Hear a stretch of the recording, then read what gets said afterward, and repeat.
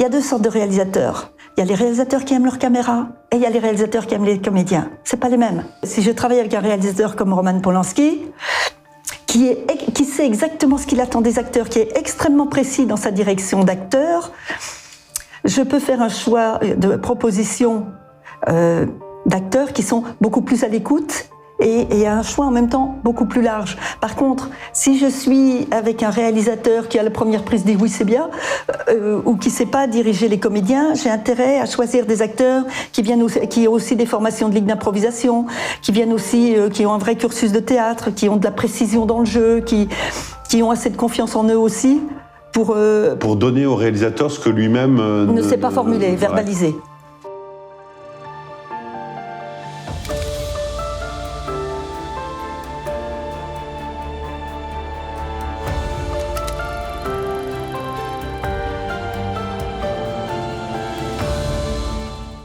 Bonjour et bienvenue dans l'émission Parole à l'œuvre. Elle a déniché quantité de talents pour Canal+, pour le cinéma, pour la télévision. Elle enseigne et anime des stages d'acteurs en Afrique francophone. J'ai le plaisir d'accueillir la directrice de casting, Fabienne Bichet. Bonjour Fabienne. Bonjour Pierre. Merci d'être sur ce plateau avec nous. Alors, directrice de casting, c'est souvent un métier de l'ombre, c'est un métier qui suscite beaucoup de fantasmes, surtout chez les jeunes comédiens et comédiennes qui souhaitent rentrer dans ce secteur. Mais avant même de parler du cœur de votre métier, comment devient-on directrice de casting ? Il existe des formations pour ça ? Ou quel est votre chemin à vous ? Je travaillais dans un hôpital et j'ai vu un tournage au château de Fontainebleau, un film d'époque, voilà. En costume. En costume. Je ne savais pas du tout à ce moment-là, je ne savais pas du tout que je travaillerais dans le cinéma. Je n'étais même jamais allée au cinéma. Et puis mon séjour à l'hôpital a été finalement assez court. Je ne suis pas devenue infirmière. Et j'ai une amie qui m'a dit de venir à Paris, faire l'hôtesse à Paris. J'ai fait 2 fois l'hôtesse.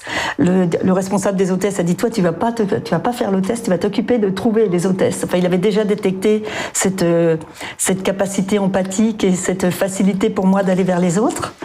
Et donc, je me suis retrouvée à choisir toutes les hôtesses pour distribuer les produits de sponsoring pour les courses de Formule 1 avec la famille Beltoise. D'accord. Donc là, on commence avec, en gros, du casting. C'était déjà du casting publicitaire. Pour des hôtesses. Voilà. Et l'entrée au cinéma se fait, le passage se fait comment ? Au bout d'un certain temps, une fois que j'avais quand même un fichier conséquent d'hôtesses, je me suis souvenue de ce tournage que j'avais vu à Fontainebleau et je me suis dit que toutes ces filles, je pouvais peut-être aussi les faire travailler sur des films et leur faire enfiler les costumes, enfin le fantasme. J'ai fait le porte-à-porte des productions. On est dans les années 80. À une époque où il n'y avait pas le digicode, où quand on voulait rencontrer quelqu'un, on le rencontrait. Enfin, c'était facile. Et donc, je vais avec mon fichier d'hôtesse dans une production. Enfin, j'étais d'abord passée dans un kiosque à journaux qui m'avait dit, voilà, il y a le film français qui informe des films en préparation. Donc, j'ai fait le porte-à-porte. Et la première production, mon fichier d'hôtesse, ça leur était égal. Eux, ils cherchaient des enfants pour les 2 rôles principaux. J'ai rangé mon fichier d'hôtesse, j'ai fait les sorties d'école, j'allais voir les parents, j'emmenais leurs enfants.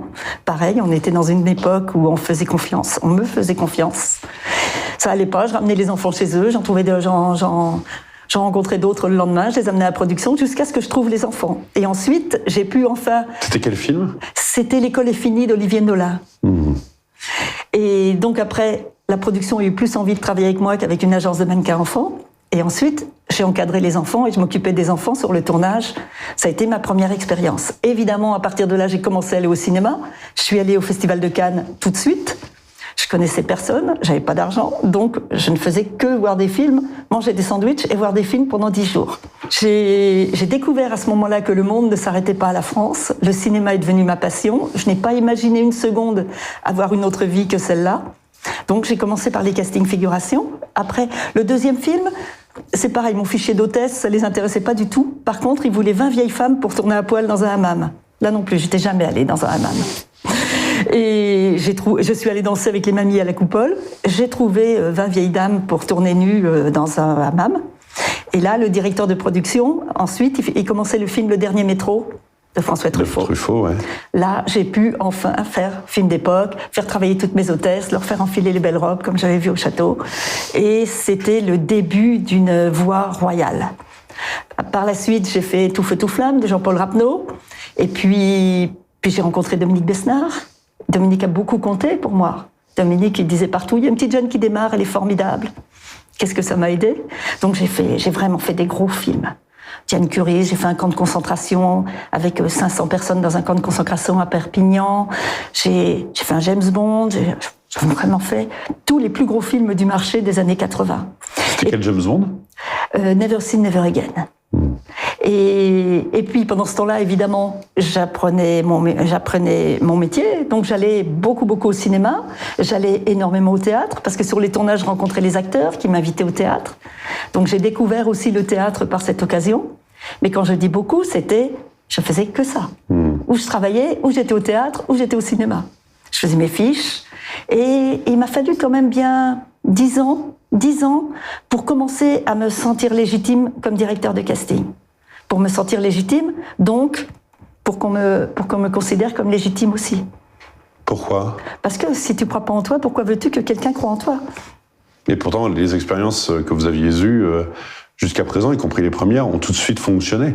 Au casting figuration. Après avoir la confiance d'un réalisateur pour lui dire « cet acteur-là serait formidable pour ton film », il faut avoir pris un peu de solidité et en être sûr. Alors justement, on va rentrer dans le vif du sujet. La direction de casting, elle est très variable selon la forme du film et selon la cible du casting. Oui. Parlons d'abord peut-être des différentes formes Est-ce que c'est de la même chose que de travailler pour la télévision et le cinéma, de travailler pour un groupe comme Canal+, et de travailler pour une boîte de production peut-être moins connue? C'est jamais la même chose. C'est jamais la même chose. Mais au départ, peut-être, pour ceux qui nous écoutent, la définition du métier de directeur de casting, parce que souvent, on confond le métier de directeur de casting et d'agent artistique. Or, moi... Vous ne représentez pas les comédiens eux-mêmes. Vous. C'est ça. Leur carrière, c'est pas ma préoccupation. Moi, j'accompagne un réalisateur. Un agent, il accompagne les acteurs. C'est une nuance que je voulais apporter. Et vous faites bien. Et alors après, quand je vous dis c'est jamais pareil, c'est jamais pareil à chaque fois. C'est une rencontre avec un scénario, un réalisateur et une production. Après, que ça soit de la diffusion pour la télévision ou pour le cinéma, ce sont des supports. Finalement, ça n'importe pas. Et à quel moment vous intervenez alors? La première fois, vous êtes contacté par qui et à quel moment? Je suis contactée en principe par un producteur. Par un producteur pour trouver les 2 rôles principaux du film. Alors, pour la télévision, ce qui change entre la télévision et le cinéma, c'est le temps. Pour la télévision, c'est déjà financé, on sait à quelle date on tourne, et j'ai plus la pression du temps où il faut que je trouve les 2 acteurs principaux qui soient ensuite validés par la chaîne de télévision. Et ensuite, je distribue les rôles secondaires. Pour le cinéma, c'est plus complexe et le temps n'est pas le même. Je travaille avec le producteur pour lui trouver les acteurs principaux pour qu'ensuite il monte le financement de son film. Donc, il y a un temps entre le moment où il trouve le financement et le moment où je ferai la suite du casting. On se dit souvent que quand un film se crée, en tout cas la boîte de production et ou le réalisateur ont déjà en fait dans la tête les comédiens qu'ils veulent. C'est pas le cas? Ah bah si on écoute les réalisateurs et les producteurs, ils veulent tous les mêmes acteurs. C'est-à-dire ceux qui font le marché, ceux qui sont ce qu'on appelle bancables, ceux qui font le marché, ceux qui ont fait les meilleures entrées dans l'année, et ceux qui leur permettront de trouver plus de financement, plus de diffuseurs, plus de... Donc, et ça ne marche pas comme ça. D'abord, Romain Duris ne peut pas faire tous les films. Vincent Cassel non plus. Et après, on rentre quand même dans une logique d'économie. Alors, par exemple, si je suis sur un film d'auteur, dans une jeune production un peu fragile, si le réalisateur n'a pas une amitié personnelle avec Vincent Cassel, il a une probabilité assez mince d'avoir Vincent Cassel pour son film. Parce que les acteurs qui font le marché, ils ont aussi un agent qui gère leur carrière et qui filtre. Et qui n'ont pas envie de le mobiliser, alors qu'il est très demandé, de le mobiliser pendant 2 mois sur un film qui va sortir en 3 copies. Alors qu'ils sont habitués à en avoir 300, 400... C'est à prendre en compte. Donc en fait, vous intervenez quand même Très tôt et sur tous les rôles. C'est-à-dire, c'est pas... souvent, on se dit que le premier rôle, le deuxième rôle est géré par la prod, et puis la directrice de casting prend les restes. Pas du tout. Pas du tout. Pas du tout. La plupart du temps, on est force de proposition. On est force de proposition sur les rôles principaux, force de conviction auprès des acteurs. Ça vous demande d'avoir un panel de connaissances des acteurs assez phénoménal. Oui. Pour quelqu'un qui, effectivement, n'avait pas vu de film de cinéma avant Fontainebleau, je comprends que vous mettiez 10 ans à être plus sûr de vous pour essayer de connaître un peu tout ce qui se fait, parce que c'est un monde à part entière, qui est large. Oui. Et quel est votre lien, lorsque vous intervenez sur un film, il y a la production, le réalisateur et vous, c'est vraiment les trois parties. À ce niveau-là, oui. Quand on commence, oui. Et quand vous proposez des noms, comment ça se passe la plupart du temps? Enfin, j'imagine qu'il y a un dialogue assez fort, parce que vous n'arrivez pas qu'avec 2 noms, vous devez arriver avec un panel. Oui, donc il faut... Oui. Donc il y a plusieurs propositions, parce que déjà... il faut que les acteurs soient libres aussi. Donc si vous arrivez avec 2 propositions, le temps de les convaincre... j'arrive avec une réflexion aboutie, et après, on voit dans quel ordre on met les propositions. Alors après, il y a toujours 2 options. Il y a soit le réalisateur, il dit « j'aimerais avoir tel acteur ». Vous pensez que le réalisateur, il suffit qu'il l'appelle. Le réalisateur, il fait un film tous les 2 ou 3 ans. Moi, j'en fais 10 par an. Donc j'ai une relation privilégiée avec les acteurs et les agents. Je connais mieux les acteurs que les réalisateurs. Et la plupart du temps, ils ont envie de travailler avec des acteurs qu'ils ne connaissent pas forcément. Donc on définit des priorités, et ensuite je contacte les agents, et ensuite j'appelle aussi les acteurs pour savoir s'ils ont lu, s'ils vont lire, s'ils ont envie de le lire. S'ils vont pas lire, je te raconte l'histoire, on va gagner du temps. Donc ensuite, une fois que vous avez été contacté, vous êtes rentré dans le processus de la création de l'œuvre, vous êtes en lien à la fois avec les agents et à la fois avec les acteurs. C'est ça. Et alors comment ça se passe? Donc vous leur envoyez le scénario, vous vérifiez qu'ils l'ont lu. Oui, c'est mieux. On sait jamais. Non, parce que vous venez de dire que parfois vous résumiez. Il y a des gens qui n'avaient pas envie. Parce que quand ça s'éternise trop dans le temps, parce qu'ils n'ont pas le temps de lire, parce qu'ils sont déjà... Parce que quand on est sur des gros acteurs, donc entre leur tournage, les promos, et entre les tournages, les promos, etc., vous arrivez avec des nouveaux projets, puis vous n'êtes pas la seule, tout le monde veut les mêmes acteurs. Donc ils ont 40 scénarios à lire. Qu'est-ce qui fait qu'il va lire le vôtre plutôt qu'un autre? Quelquefois, ça peut prendre un certain temps. Quelles sont les évolutions que vous avez vues dans votre métier depuis 1980? Parce que ça fait 40 ans que vous êtes dans la place. J'imagine que les processus ont un peu évolué avec les technologies modernes, peut-être? Surtout ces dernières années. Qu'est-ce qui a changé? Quelque chose de fondamental. C'est-à-dire que quand je fais un casting, quand je choisis des acteurs, là on parle maintenant des rôles secondaires, quand je distribue les rôles, je donne à lire à 2 acteurs ou 3 acteurs pour un personnage, et après je les reçois, je les filme, et je fais de la direction d'acteurs, je les filme à partir d'une scène que je leur ai donnée à travailler, et j'essaye de faire la meilleure association possible entre quel acteur va jouer avec quel acteur, mais aussi par rapport au réalisateur avec qui je travaille. Aujourd'hui, on reçoit plus les acteurs, tout va trop vite, tellement vite, que le premier tour de casting, c'est-à-dire qu'on envoie les scènes aux acteurs et on leur demande de nous retourner une self-tape. C'est-à-dire que l'acteur doit faire notre métier et le sien en même temps. Il reçoit la scène, il faut qu'il se débrouille tout seul pour filmer cette scène, et ensuite il nous envoie la scène, et à partir de là, on fait le choix d'écarter un acteur, qui peut-être, s'il était venu en salle de casting, on ne l'aurait pas écarté. On fait le choix d'écarter un acteur, d'en choisir un autre, et là où... Aujourd'hui, tous les acteurs savent faire leur métier, ils sont tous formés, ils le font bien, leur métier. Et... ce qui fait la différence, et ce qui fait qu'on choisit un acteur, c'est pas le fait qu'il ait fourni qu'il ait fait le meilleur essai, qu'il ait pris pile poil les bonnes nuances du personnage. C'est pas seulement ça. C'est quel acteur, en face de quel acteur par rapport au réalisateur avec qui on travaille. Il y a 2 sortes de réalisateurs. Il y a les réalisateurs qui aiment leur caméra, et il y a les réalisateurs qui aiment les comédiens. C'est pas les mêmes.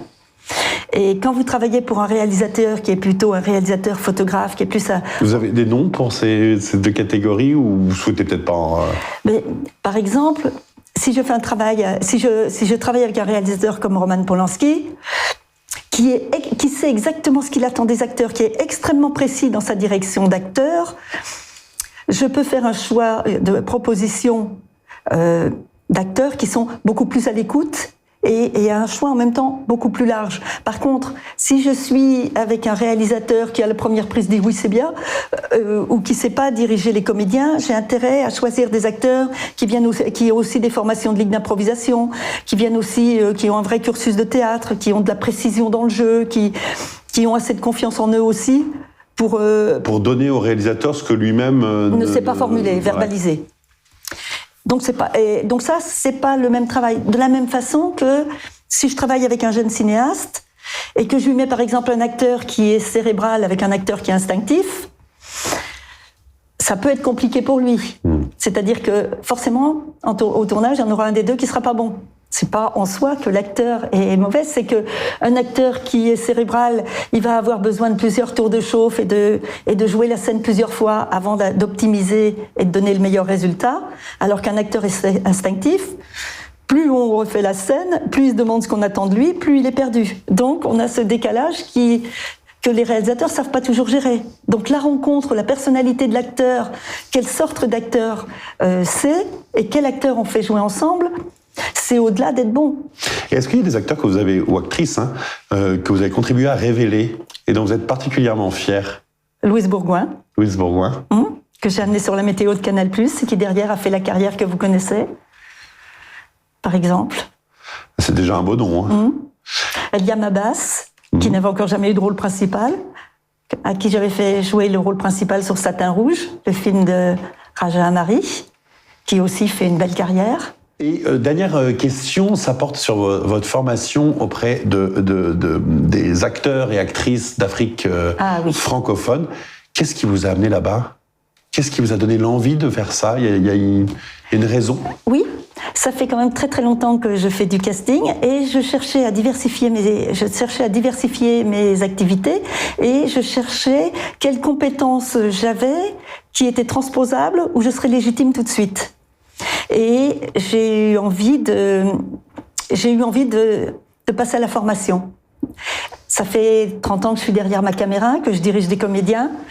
En Afrique, ils sont beaucoup autodidactes et ils ont inventé leur métier d'acteur et ils ont des codes de jeu qui sont spécifiques à l'Afrique et à la télévision africaine. Donc, je leur apporte... ce qu'ils font, c'est très très bien. C'est très bien. Par exemple, par rapport aux acteurs français, les acteurs africains, mais au niveau du corps, il n'y a rien à faire. C'est là. Ils savent vraiment jouer avec leur corps. Mais ce que je leur apporte, c'est des codes de jeu différents. Comme on apprend plusieurs langues, moi, je leur apprends plusieurs codes de jeu, des codes de jeu qui sont plus intimistes pour leur permettre de pouvoir aussi jouer pour des coproductions internationales qui viennent tourner en Afrique, par exemple. Je travaille beaucoup avec les femmes en Afrique. La première année, je suis invitée par les festivals de cinéma, souvent. La première année, j'ai des ateliers mixtes et ensuite, je demande à avoir que des femmes dans mes ateliers parce que la parole est beaucoup plus libre. Ça me permet aussi de mieux les connaître, de connaître leur mode de fonctionnement, leur lien. Ça me permet d'apprendre aussi énormément de choses. Elles sont moins dans les représentations quand il n'y a pas les hommes avec elles. Et surtout, là-bas, ils ne peuvent pas vivre de leur métier d'actrice. Je pense que si l'Afrique doit sortir de ses difficultés et de son marasme, ça sera par les femmes. C'est les femmes qui travaillent, c'est les femmes qui élèvent les enfants, qui transmettent les valeurs. Donc, s'il doit y avoir des changements en Afrique, ça sera par les femmes. Je pense, et comme elles ne peuvent pas vivre de leur métier d'actrice, je travaille avec elles sur la confiance en elles, sur leurs valeurs et sur la compétence transférable du métier d'actrice. C'est-à-dire que à partir de cette compétence d'actrice, c'est transposable dans le commerce, dans l'enseignement, dans les postes d'accueil, dans les médias, dans les institutions. Donc, j'essaye de leur dire cette capacité oratoire, faites-en quelque chose et ne faites pas que ouvrir des boutiques de couture, par exemple. Ou pour le dire avec Jean Ferrat, la femme est l'avenir de l'homme. Merci beaucoup, Fabienne Bichet. Merci d'être venue sur ce plateau. Je pose toujours à mes invités cette petite question, un coup de cœur artistique récent que vous avez eu et que vous avez envie de partager. J'ai choisi de vous parler d'un photographe. Il s'appelle Francis Grosjean. Il filme la nature comme personne. Enfin, il photographie la nature comme personne. Sur chacune de ses photos, on voit... je ne verrai pas la même chose que vous. Derrière chacune de ces photos, il y a un personnage. Et ça raconte une histoire. Et c'est ce que j'aime dans son travail. Qu'on peut voir ou pas? Ah oui, tout à fait. Il a un site internet, il a un Instagram, francisgrosjean.com. Il a un site et... en espérant le voir en exposition bientôt, alors. Oui, peut-être. Merci Fabienne Bichet. Merci à vous d'avoir suivi cette émission. N'hésitez pas à vous abonner à notre chaîne YouTube, à diffuser nos émissions. Nous avons besoin de vous. C'est important pour un média indépendant comme le nôtre, qui ne vit que grâce à ses abonnés. Je vous souhaite une bonne journée.